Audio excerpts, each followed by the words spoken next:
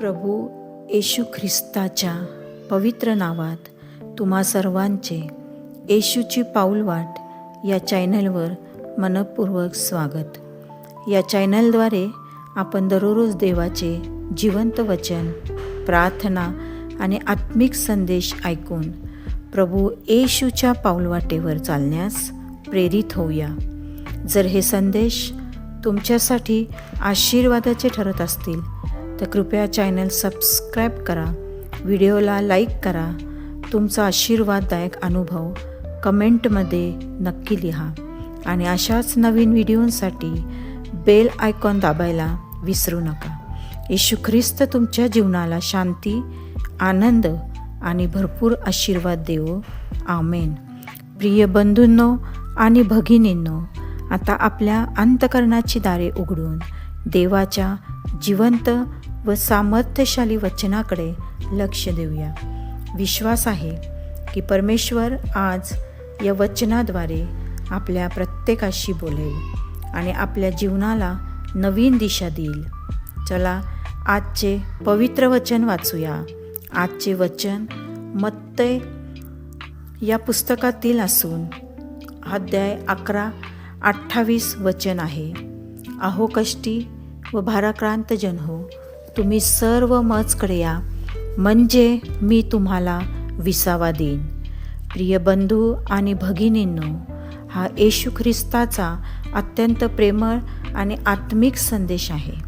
आपल्या जीवनात अनेक प्रकारची ओझी असतात. पापाचे ओझे, चिंता, भीती, अपयश, दुःख, निराशा, आजारपण किंवा भविष्याची काळजी. अनेकदा आपण ही ओझी स्वतःच्या बळावर उचलण्याचा प्रयत्न करतो, पण त्यामुळे आपण अधिक थकून जातो. परंतु येशू म्हणतो, माझ्याकडे या. तो प्रथम आपल्याला बदलण्यास सांगत नाही. तो नियमविधी किंवा धार्मिक परंपराकडे येण्यास सांगत नाही. तो आपल्याला स्वतःकडे येण्याचे आमंत्रण देतो, कारण त्याच्याकडे कृपा, क्षमा, प्रेम, तारण, शांती आणि जीवन येशू ख्रिस्तामध्येच आहे. प्रियांनो, येशू देणारी विश्रांती ही फक्त शारीरिक आराम नाही, तर आत्म्याची विश्रांती आहे.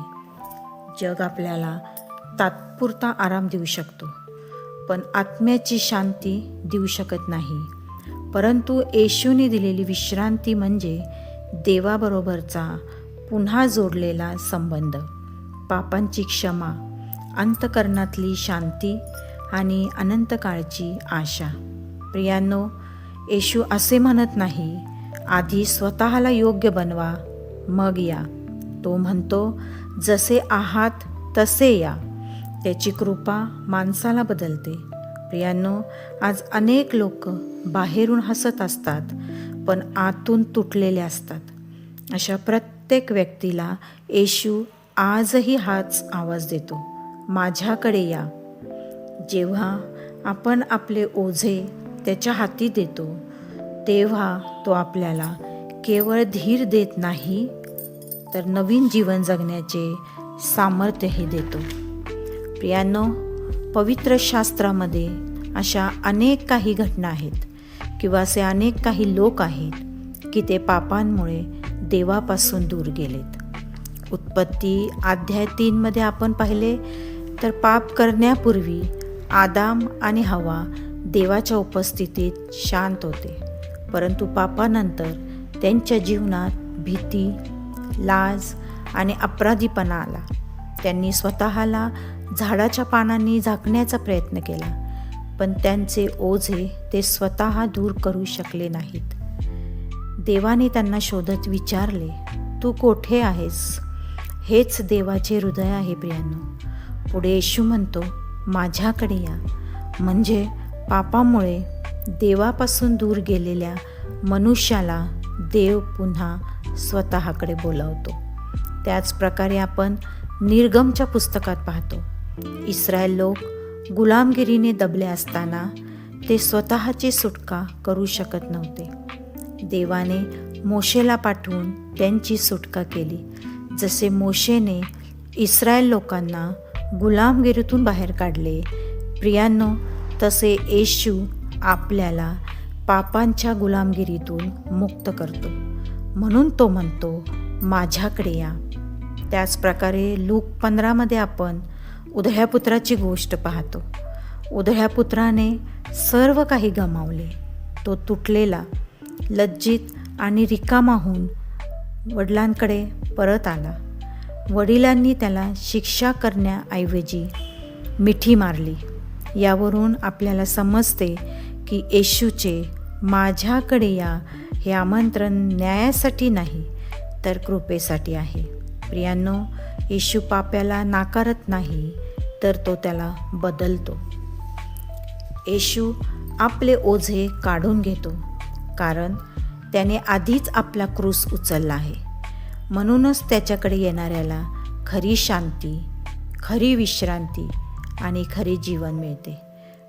प्रियांनो, आज आपण आपल्या मनात विचार करा की मी अजूनही माझे ओझे स्वतः वाहत आहे का, की ते येशूच्या चरणी ठेवले आहे?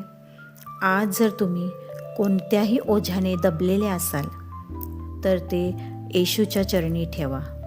तो तुमचे ओझे हलके करतो, तुमच्या जखमा भरून काढतो आणि नव्या आशेने पुढे चालण्याचे बळ देतो. क्रूसावर येशूने आपल्या पापाचे, श्रापांचे आणि दोषाचे ओझे स्वतःवर घेतले.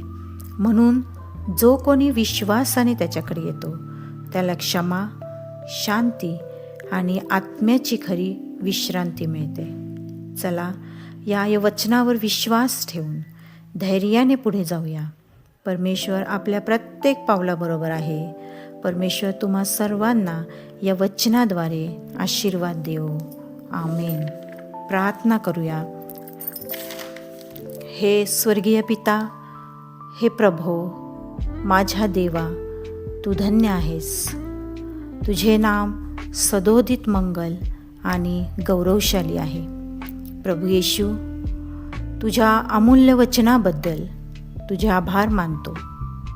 तू आम्हाला प्रेमाने म्हणतोस, हे कष्टी व ओझ्याखाली दबलेल्यांनो, तुम्ही सर्व माझ्याकडे या, म्हणजे मी तुम्हाला विश्रांती देईन. प्रभू येशू, आज आम्ही आमची सर्व ओझी तुझ्या चरणी ठेवतो.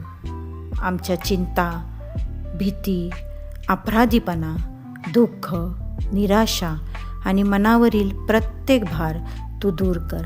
आम्हाला स्वतःच्या सामर्थ्यावर नव्हे, तर तुझ्या कृपेवर अवलंबून राहण्यास शिकव.